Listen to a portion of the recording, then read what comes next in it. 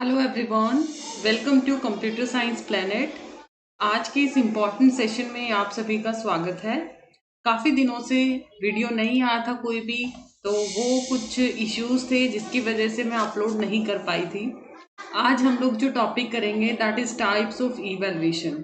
हर exam के अंदर ये टॉपिक पूछा जाता है, चाहे आप DSSB के लिए अपीयर करना चाहते हैं, चाहे आप यूजीसी नेट के लिए या KVS NVS किसी भी एग्जाम के लिए आप करना चाहते हैं, तो इवैल्यूएशन जो टॉपिक है वो इम्पॉर्टेंट है और पूछा ही पूछा जाता है।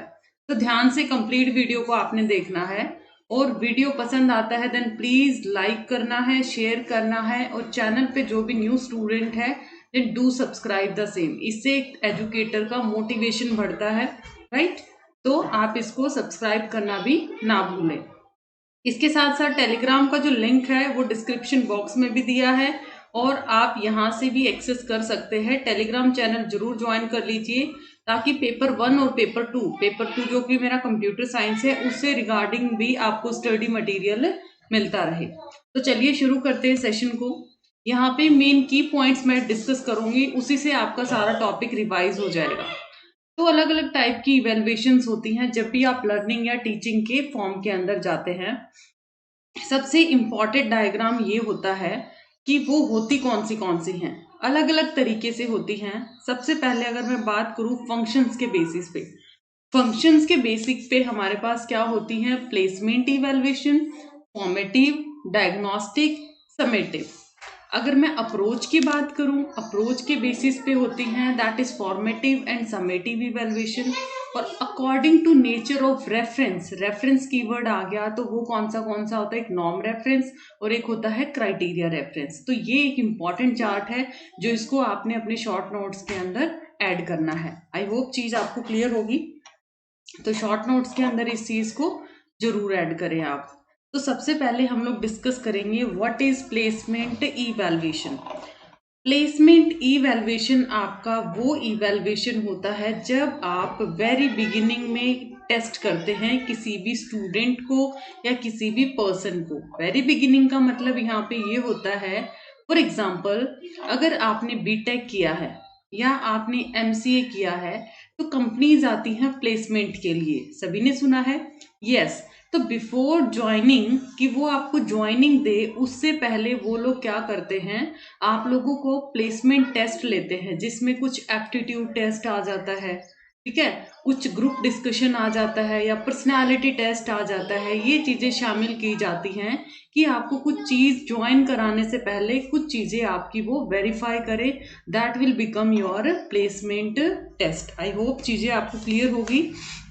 ये जस्ट किसके लिए चेक किया जाता है? To see the knowledge base of a student. किसी भी स्टूडेंट की नॉलेज के बेस को चेक करने के लिए किया जाता है। एंड एक टीचर, उसके अकॉर्डिंग टीचर क्या करता है, टीचर या फिर जिस भी लेवल पे ये प्लेसमेंट टेस्ट किया जाता है अकॉर्डिंगली नेक्स्ट स्टेप पे फर्दर वो क्या करता है, मूव ऑन करता है। तो ओवरऑल कंक्लूजन क्या निकला? इसका जो पर्पज है प्लेसमेंट टेस्ट का वो यही है कि कैंडिडेट का क्या चेक कर पाए, एप्टीट्यूड। कैंडिडेट का चेक करना होता है एप्टीट्यूड, ठीक है, फॉर द कोर्स और सब्जेक्ट, उस सब्जेक्ट के रिगार्डिंग या उस कोर्स के regarding. I hope placement test आपको इवैल्यूएशन क्लियर होगा। उसके बाद आता है नेक्स्ट, हमारा आता है फॉर्मेटिव। वेरी वेरी इंपॉर्टेंट, हमेशा क्वेश्चन आता है यहाँ पे अगर मैं DSSB या फिर बाकी एग्जाम्स की बात करूं। फॉर्मेटिव इवैल्यूएशन वो इवैल्यूएशन होता है, पहली बात इसका दूसरा नाम क्या है? इंटरनल। इंटरनल असेसमेंट इसका दूसरा नाम है। उसके बाद यहाँ पे क्या किया जाता है कि जो क्लासरूम एक्टिविटीज होती हैं उनकी प्रोग्रेस को चेक करने के लिए, स्टूडेंट की प्रोग्रेस को चेक करने के लिए कि क्लासरूम में कुछ एक्टिविटीज रखी जाती हैं। वो एक्टिविटीज किस फॉर्म में हो सकती हैं? यूनिट टेस्ट हो सकते हैं, मंथली टेस्ट हम काफी बार इसको बोल देते हैं, राइट, या फिर सेशनल्स इनको बोल देते हैं। तो वो होते हैं आपकी फॉर्मेटिव इवैल्यूएशन। फायदा इसका क्या होता है ये हमें फीडबैक देता है कि क्या स्टूडेंट की परफॉर्मेंस है और कहाँ पे हम लोगों को क्या करना है, इम्प्रूव करना है। कौन से हमारे पॉइंट ऐसे हैं जहाँ पे हम लोगों ने लैक किया है और कहाँ पे चीज़ों को इम्प्रूव करना है। क्विज भी इसी के अंदर आ जाएगा अगर क्विज भी हम बात करें। सो दैट ये चीज़ें क्या, these are the example of evaluative instruments used in this type of evaluation. I hope ये भी आपको क्लियर होगा। उसके बाद आता है समेटिव। नाम से पता चलता है समेटिव इवेल्युएशन। जब आप चीज़ों का क्या करते हैं, सम अप करते हैं, राइट। सम अप का मतलब कहाँ परफॉर्म की जाती है, at the end of the course. At the end of the course का मतलब आप लोगों ने लेट सपोज क्या कर लिया, बीसीए कर लिया, ठीक है, उसके कंप्लीट ईयर का एग्जाम दे दिया या फिर कंप्लीट सेमेस्टर का एग्जाम दे दिया, तो उस सेमेस्टर की आपको डिग्री देने के लिए जो असेसमेंट किया जाता है, तो यहाँ पे आप लोगों को बेसिकली क्या दिया जाता है, इसी की परफॉर्मेंस के बेसिस पे आपको डिग्री या फिर सर्टिफिकेशन, इस तरीके की चीजें अवॉर्ड की जाती हैं। चीजें क्लियर हुआ। इसका जो दूसरा नाम है वो क्या होता है, external evaluation. Another name is external evaluation, काफी बार पूछ लिया जाता है। उसके बाद ये क्या चेक करता है, इट चेक किसी भी प्रोग्राम की जो वर्थ है, वर्थ ऑफ ए प्रोग्राम कब चेक करता है, ऑलवेज, जैसे कि मैंने बताया है, एट द एंड। एंड के अंदर किसी भी प्रोग्राम की वर्थ को चेक करता है। फोकस किस पे करता है, इट फोकस ऑन आउटकम। इसको बीच में क्या होता है उससे कोई मतलब नहीं है, कहने का मतलब यहाँ पे फीडबैक की क्या रहती है, एब्सेंस रहती है। पॉइंट क्लियर हुआ।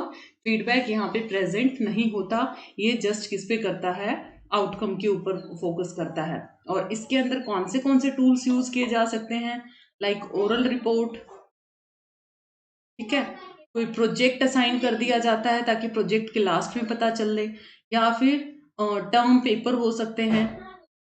इस तरीके के कुछ टूल्स हैं जो कि हम समेटिव को असेस करने में मदद मिलती है। Now the next, diagnostic evaluation. उसके बाद क्या आता है, डायग्नोस्टिक। ये सिर्फ ये लगाओ छोटी सी वीडियो के अंदर कंप्लीट आपका रिवीजन होगा कौन सी ये इवैल्यूएशन होती है। डायग्नोस्टिक इवैल्यूएशन का मतलब होता है किसी चीज का क्या निकालना, कारण निकालना। फॉर्मेटिव क्या करती थी कि स्टूडेंट ने क्या बीच में किया है, किस तरीके से चीजों को सीखना है, तो ये एक स्टेप ना फर्दर चला जाता है, फॉर्मेटिव से थोड़ा सा आगे चला जाता है। इससे फॉर्मेटिव से, क्योंकि फॉर्मेटिव तो फीडबैक भी देता था, थोड़ा सा जब एडवांस लेवल की बात करें तो वो क्या हो जाता है, क्योंकि फॉर्मेटिव में क्या किया, उसको फीडबैक दे दिया, परफॉर्मेंस के बेस पे भी आपके ना इतने मार्क्स आए हैं तो आपको इम्प्रूव करना है। यहाँ पे उसका कारण भी पता किया जाता है कि वहाँ पे क्या प्रॉब्लम रही है जिसके उस पर्टिकुलर टेस्ट में उसके कम मार्क्स आए हैं। तो ये क्या होता है, ज्यादा कॉम्प्रीहेंसिव एंड डिटेल्ड होता है। चीजें क्लियर हुई। तो this is all about diagnostic evaluation. After that हमारा प्लेसमेंट हो गया। प्लेसमेंट आपका प्योर चीजों को चेक करता है, किसी भी एप्टीट्यूड को। फॉर्मेटिव क्या करता है, बीच में हमारा सेंटर में चेक करता है, मतलब थोड़े थोड़े इंटरवल के बाद चेक होता रहता है। डायग्नोस्टिक क्या है, जब थोड़ा सा एडवांस लेवल चला जाता है, ज़्यादा कॉम्प्रिहेंसिव होता है कंपेयर टू फॉर्मेटिव, इसमें कारण भी पता लगाने की कोशिश की जाती है। और समेटिव वो होता है जब ओवरऑल हम क्या करते हैं, सम करते हैं कंप्लीट परफॉर्मेंस का, और on the basis of that performance degree और certificates has been awarded. Next आता है, दो तरीके के आते हैं आपके रेफरेंस बेस पे, एक होता है नॉर्म रेफरेंस और another is criteria based.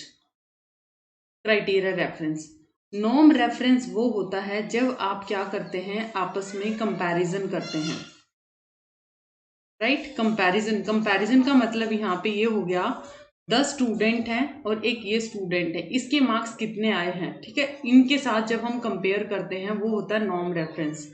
Criteria के मतलब अंदर क्या होता है, मान लिया मैंने क्राइटेरिया रख दिया, यूजीसी नेट को क्वालिफाई करने के लिए क्राइटेरिया क्या है कि आपके पास 40% दोनों में होना चाहिए, तो वो एक क्राइटेरिया है कि क्वालिफाई तो आपका जब माना जाएगा, उसके बाद ही आपकी फर्दर इवैल्यूएशन होगी आगे एग्जाम्स की, अगर आपने ये क्राइटेरिया फुलफिल किया है। तो यहाँ पर आपका कोई भी कंपैरिजन नहीं होता, एक थ्रेशोल्ड दे दिया जाता है, अगर आप उसको अचीव करते हैं इट मीन्स आप उस पर पार उतर गए, अदरवाइज नहीं। तो यहाँ कंपैरिजन होता है और यहाँ कंपैरिजन नहीं होता, ठीक है। अब हम बोलते हैं ना, सबसे बेस्ट एग्जांपल देखिए, लाइक अगर आपके मार्क्स कम आ जाते हैं पड़ोसी के बच्चे से, तो पेरेंट्स क्या बोलते हैं कि भाई उसके इतने मार्क्स आ गए हैं, तेरे इतने गंदे मार्क्स आए हैं, उसका बच्चा जॉब लग गया है। वो जो कंपैरिजन आता है वो आता है नॉर्म रेफरेंस के अंदर, और सिर्फ जब क्राइटेरिया हमने फॉलो कर दिया, ठीक है जी 40% है नेट की जो 60% कट ऑफ गई है, हमने नेट क्वालिफाई कर दिया, तो असिस्टेंट प्रोफेसर बनने का ये क्या कर दिया, हमने क्राइटेरिया पूरा कर दिया। तो guys this is all about evaluation system. I hope आपको वीडियो पसंद आया होगा। So do like share and subscribe the same. और हाँ, टेलीग्राम चैनल को ज्वाइन करना ना भूलें, इसकी पीपीटी और पीडीएफ आपको वहाँ पे मिल जाएगी। और मैक्सिमम स्टूडेंट्स के साथ आप शेयर कीजिए इन चीज़ों को, और मेरे लाइव लेक्चर्स को आप यहाँ पर भी और ग्रेडअप पे भी फॉलो कर सकते हैं, जिसमें काफ़ी सारे फ्री चीज़ें मैंने फ्री में कवर करवाई हैं। थैंक्स अ लॉट, आज के लिए इतना ही।